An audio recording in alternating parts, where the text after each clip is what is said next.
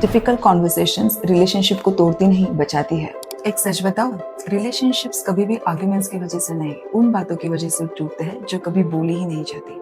हम सोचते हैं कि चलो रहने देते हैं, बाद में बात कर लेंगे, लेकिन ये बाद में कभी आता ही नहीं। एक छोटी सी डिसअपॉइंटमेंट, एक छोटी सी मिसअंडरस्टैंडिंग, एक छोटा सा हर्ट, ये सब जमा होते रहता है और फिर एक दिन रिलेशनशिप बहुत बड़ी बातों से नहीं, लेकिन ऐसी हजारों अनकही और अनसुनी बातों की वजह से टूट जाता है। कभी फाइट ही नहीं होना ये स्ट्रॉन्ग रिलेशनशिप का मतलब नहीं है। स्ट्रॉन्ग रिलेशनशिप का मतलब है कि मुझे तुमसे कुछ डिफिकल्ट बात करनी है क्योंकि तुम मेरे लिए इम्पोर्टेंट हो। डिफिकल्ट कॉन्वर्सेशंस टेम्पररी डिस्कम्फर्ट तो देगी, लेकिन वो लाइफ टाइम के मिसअंडरस्टैंडिंग से आपको बचा लेती है। आप डिफिकल्ट कॉन्वर्सेशन से क्यों डरते हो?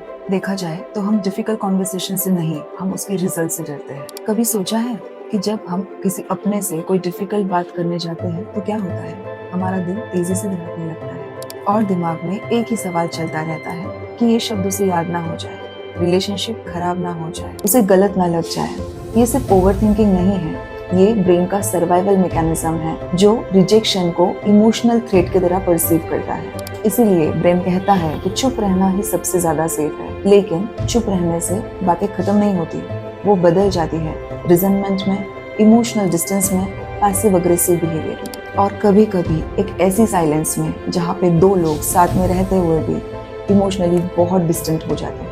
हेल्दी रिलेशनशिप का मतलब कॉन्फ्लिक्ट को अवॉइड करना नहीं है, वो है कॉन्फ्लिक्ट को ऑनेस्टली और रिस्पेक्ट से हैंडल करना। याद रखिए, डिफिकल्ट कॉन्वर्सेशंस आपको कुछ समय के लिए अनकंफर्टेबल बनाएगा, लेकिन अनस्पोकन इमोशंस सालों तक आपके रिलेशनशिप को हर्ट कर सकता है। अगर आप भी किसी इंपॉर्टेंट कॉन्वर्सेशंस को डिले कर रहे हो तो ये रील सेव कीजिए, शायद ये आपको पहला स्टेप लेने में हेल्प कर दे।